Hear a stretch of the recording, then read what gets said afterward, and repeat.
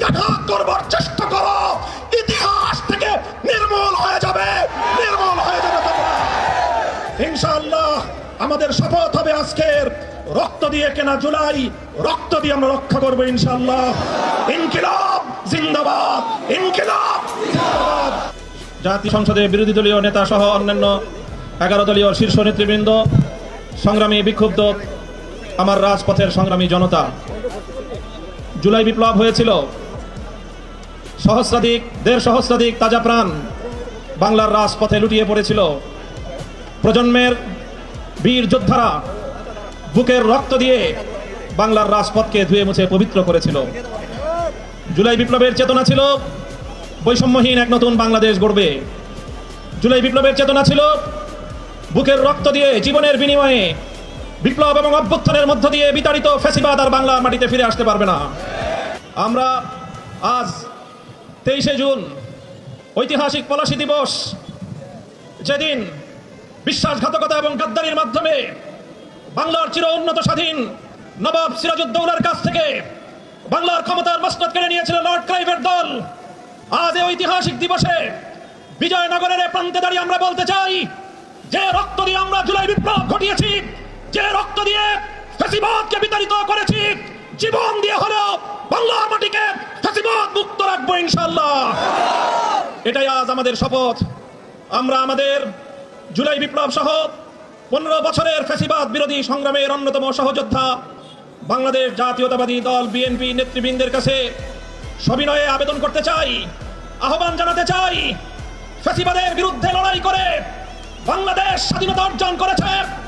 দ্বিতীয় প্রজাতন্ত্রের মাধ্যমে যে নতুন বাংলাদেশের যাত্রা শুরু হয়েছে, সেই বাংলাদেশের শহীদদের কাছে আমাদের কমিটমেন্ট হবে বিগত দিনের প্রতিটি গুম খুন হত্যাকাণ্ডের বিচার করব।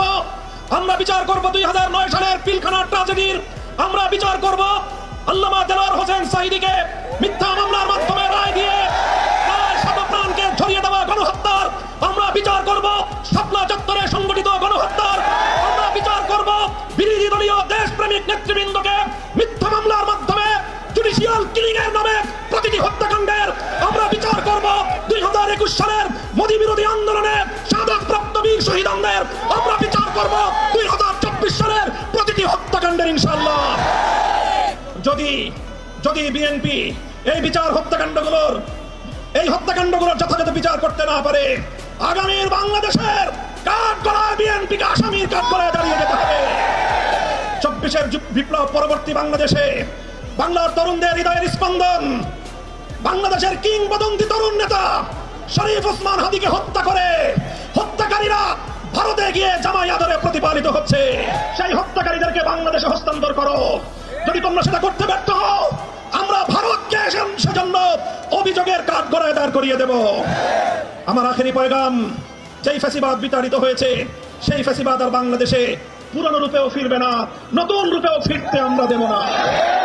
আমরা বলতে চাই, জুলাই বিপ্লবের চেতনাকে সমুন্নত রাখতে জুলাই জাতীয় জাদুঘর, অন্তর্বর্তীকালীন সরকারের আমলে যেই জাতীয় জাদুঘর প্রতিষ্ঠিত হয়েছে, যার আয়োজন সম্পন্ন হয়েছে, বর্তমান সরকার সেই জুলাই জাতীয় জাদুঘর, যেটা জুলাই বিপ্লবের অন্যতম স্মারক হবে, সেই জাতীয় জাদুঘর নিয়ে টালবাহানা করছে। মনে রাখো, জুলাই বিপ্লবের পিঠে যদি চুরিকাঘাত করবার চেষ্টা করো, ইতিহাস থেকে নির্মূল হয়ে যাবে তোমরা। ইনশাআল্লাহ আমাদের শপথ হবে আজকের, রক্ত দিয়ে কেনা জুলাই, রক্ত দিয়ে আমরা রক্ষা করবো ইনশাআল্লাহ। ইনকিলাব জিন্দাবাদ, ইনকিলাব